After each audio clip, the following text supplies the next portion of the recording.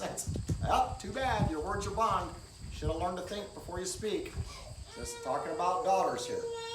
And so, the vow is legally binding. This has not changed in the new covenant. This has not changed from old to new. The vow is legally binding.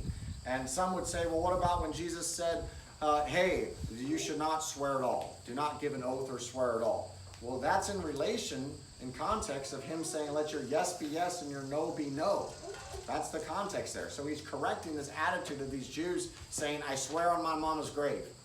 They wouldn't say it like that. They'd say, I swear on Moses' grave, I swear on the temple, I swear on this extra thing. He's correcting these losers, these sad men that have no integrity, that have to add a vow to their word. I don't have to add a vow to my word. I don't ever say, I swear upon my, this or that or whatever. I'm not going to add a vow to my word, but yet your yes be yes and your no be no. So he was correcting that. When a guy adds some vow to it, instantly you should get a red flag and say, this dude's not trustworthy. This guy has to add this on top of it. We already know they're sinners, so they're not trustworthy anyway. So those that broke the vow, they were legally punished. And in American law, we used to recognize this, and there was no such thing as a no-fault divorce. They would go before the judge in 1930s, 1940s, and say, oh, we're not compatible. And he would say, is there proof of adultery? No, there's no proof of adultery? No, I'm not granting you a divorce. And that was it. Because the state married him, so the marriage certificate was a creature of the state, so the authority of it, and the judge would say no, and he got that from the Bible.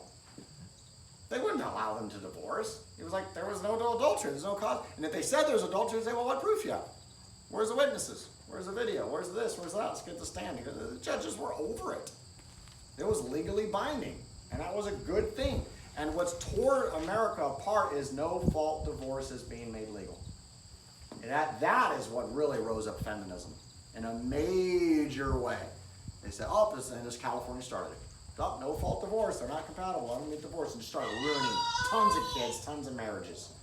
Breaking vows, civil government helping break vows left and right from this wicked no-fault divorce. And it was preached hard against in the 50s, 60s, whenever it came out. Lots of pastors were preaching against this no-fault divorce. And they would say from the pulpit, if you do one of those things, you're going to you will get excommunicated because you didn't get, biblically divorced the right way. And they used to preach, remarriage without a biblical reason is adultery, and that's a good preach. So all these married people took a marriage vow. You took a marriage vow, even if you didn't speak it out. And if you break that vow, you're absolutely cursed. And any people who divorce for any reason that's not one of God's 34 death penalties is cursed, and they're going to hell unless they repent. And so you have to tough it out, tough out the hard times. You have to pray it out. You have to work it out. You have to talk it out, and you have to figure it out.